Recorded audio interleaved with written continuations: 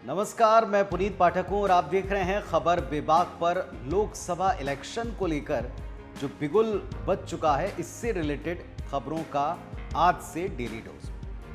हम सबको पता है कि 2023 में हमने अपने प्रदेश की सरकार चुनी, अब 24 में हमको देश की सरकार चुननी है। मध्य प्रदेश, छत्तीसगढ़, उत्तर प्रदेश, इन 3 स्टेट के ऊपर IBS 24 का, खबर बेबाक का खास फोकस है। वजह पूरी तरह क्लियर है, इन तीनों स्टेट्स में सीट्स का एक बड़ा स्टेक है, बहुत बड़ा हिस्सा है। आज मैं शुरुआत करूंगा सबसे छोटे स्टेट छत्तीसगढ़ से।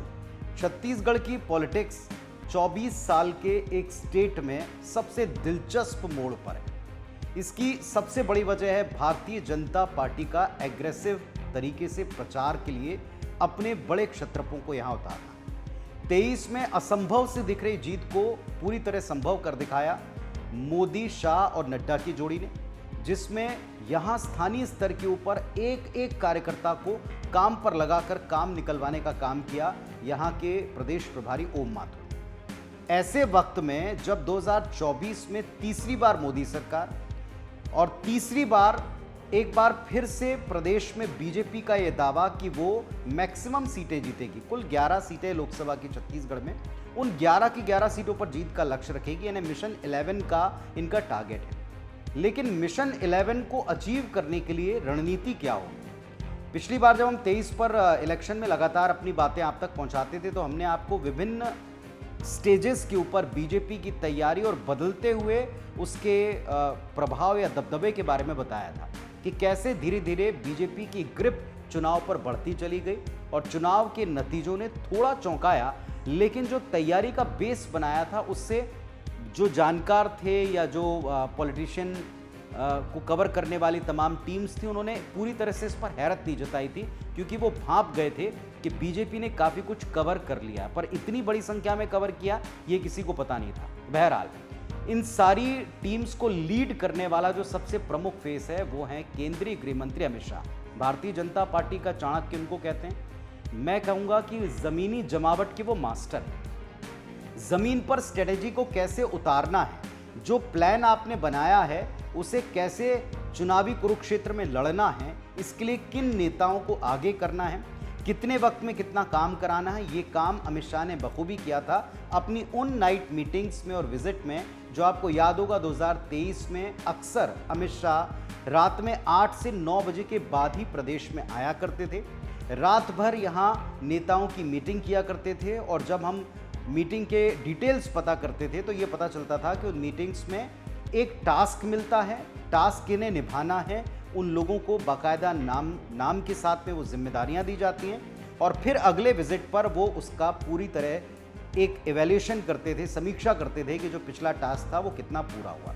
अगर काम पूरा तो अच्छी बात, एक नया टास्क अगर नहीं हुआ तो उस पर जम के फटकार भी पड़ती थी। असर और नतीजा सबके सामने रहा। एक बार फिर से वही स्ट्रेटेजी अमित शाह ने अपनाई। आज दोहरा वार उनका प्रदेश में 2024 के चुनाव में मिशन 11 में हुंकार के तौर पर दिखाई पड़ा। ये दो तरफा जो उनकी स्ट्रेटजी थी, मीटिंग में मंथन और ग्राउंड के ऊपर जनता से सीधा संवाद, एक डायरेक्ट कनेक्ट। पहले बात करूंगा जो बंद कमरे में हुई मीटिंग की। सबको पता है कि लोकसभा चुनाव की 11 सीटों को बीजेपी ने छत्तीसगढ़ में 3 क्लस्टर में डिवाइड किया है और इन क्लस्टर में जो बस्तर क्लस्टर है सबसे महत्वपूर्ण, उस बस्तर क्लस्टर में 3 सीटें हैं, जिन 3 सीटों के ऊपर रणनीति में आज अमित शाह ने 120 पदाधिकारी जो पिछली बार बनाए थे इन क्लस्टर के पदाधिकारियों के तौर पर, उनको बुलाया, बंद कमरे में बिठाया और उनको एक 24 सूत्री कार्यक्रम दिया है। ये 24 सूत्री कार्यक्रम 24 के चुनाव को जीतने के 24 मंत्र हैं। इनको हम 6-6 के अगर हिस्सों में बांटते हैं तो इसमें महिलाओं पर फोकस है, युवाओं पर फोकस है, किसानों पर फोकस है, छत्तीसगढ़ी संस्कृति पर फोकस है, कांग्रेस पर वार पर फोकस है और मोदी सरकार के कामों पर फोकस है। इन 6 अलग अलग सेक्टर्स में बांटकर केंद्रीय मंत्री अमित शाह ने अपने नेताओं को टास्क दे दिया है 24 बिंदुओं वाला। और सबसे पहले हिस्से में जैसा मैंने कहा कि वो केवल काम ही नहीं सौंपते बल्कि एक टाइम बाउंड काम का सीक्वेंस तय करके देते हैं। तो अमित शाह जी बता के गए हैं कि युवाओं और महिलाओं को पहले आप पार्टी से जोड़ें। इसकी वजह भी साफ दिखती है। मैतारी बंधन की शुरुआत प्रदेश में पहली किश्त की शुरुआत 8 मार्च को हो जाएगी और संभवतः इसके फौरन बाद कभी भी चुनावी तारीखों की घोषणा हो सकती है। उसके पहले हो जाए तो कोई आश्चर्य नहीं, लेकिन एक प्लान के मुताबिक 8 मार्च के बाद कभी भी वो घोषित तारीखें हमको मिल सकती हैं कि कब कब चुनाव प्रदेश में 2024 में लोकसभा के होने वाले हैं, कितने चरणों में होने वाले हैं, छत्तीसगढ़ में कब इलेक्शन होने वाला। तो उसके पहले महतारी बंधन की एक किश्त पहुंच जाएगी महतारियों के पास में, यानी प्रदेश की आधी आबादी महिलाओं के पास में, इसीलिए महिलाओं पर फोकस है।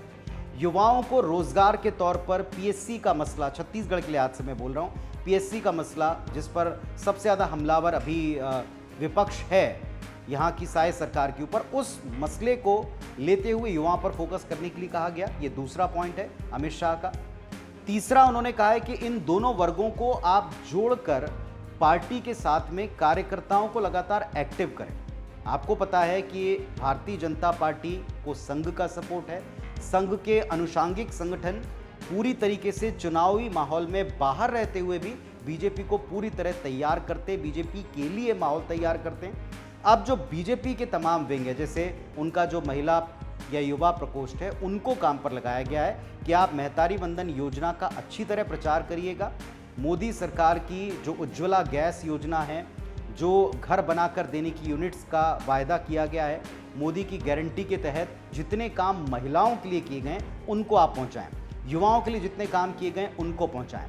तो आज से क्या मिला भारतीय जनता पार्टी को, तो हम ये कह सकते हैं कि जो बंद कमरे की मीटिंग थी उसमें 24 सूत्री एजेंडा मिल चुका है, और ये 24 सूत्री एजेंडा 120 पदाधिकारियों को पूरी तरह क्लियर है कि किसको क्या करना है और कितने वक्त में करना है। दूसरा हिस्सा है पब्लिक कनेक्ट का, डायरेक्ट पब्लिक से मिलकर।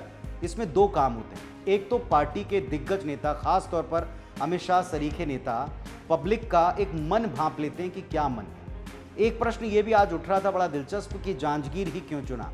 तो दरअसल जांजगीर का हिस्सा बड़े सोच समझकर आज पब्लिक मीटिंग के लिए चुना गया, क्योंकि उस इलाके से सबसे ज़्यादा उम्मीदें की जा रही हैं। कांग्रेस पार्टी जिस इलाके में अपनी सीटें या अपनी संभावनाओं को देखती है, उन इलाकों के ऊपर पहले पकड़ जमा लेने की बीजेपी की स्ट्रेटेजी अब की बार 24 पे भी दिखाई पड़ रही। इसीलिए जांजगीर के हिस्से को चुना।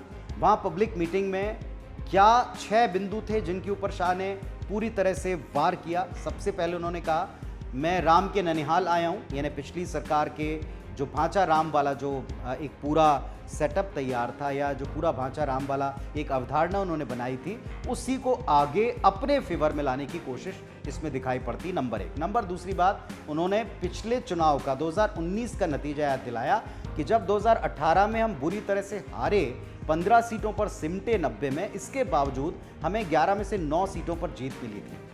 तो फिर अब की बार मोदी वेव में, अब की बार साय सरकार की बम्पर जीत वाले माहौल में हमें 11 की 11 सीटें मिलेंगी, ये दावा किया। ये दूसरा बार था।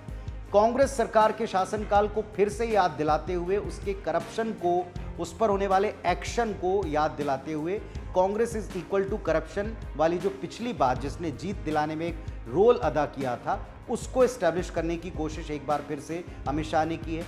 चौथी बड़ी बात जो उन्होंने सभा में अपने लोगों से की है, वो यही की है कि आप 500 सालों का राम मंदिर का, जो पूरे देश का सेंटिमेंट है कि राम मंदिर का जो इंतज़ार था 500 वर्षों का, वो किसने ख़त्म किया?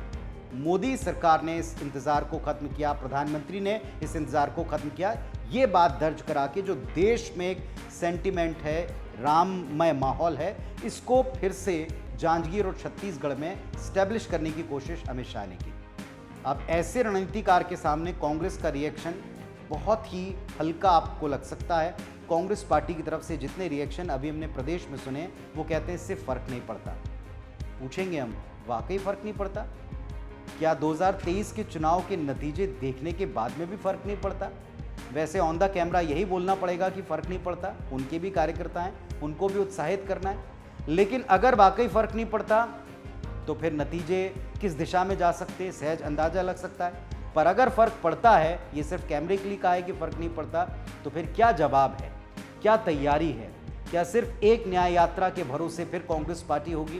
क्या फिर से युवा और फ्रेश फेसेस के भरोसे पूरा चुनाव होगा, या फिर किसी बड़ी असफलता का इंतजार किया जाएगा? वेल, अगले जो भी हम वीडियोज़ आप तक लाएंगे उसमें कांग्रेस की रणनीति पर भी खुलकर बात करेंगे। फिलहाल आज के लिए खबर विभाग के इस अंश में इतना ही।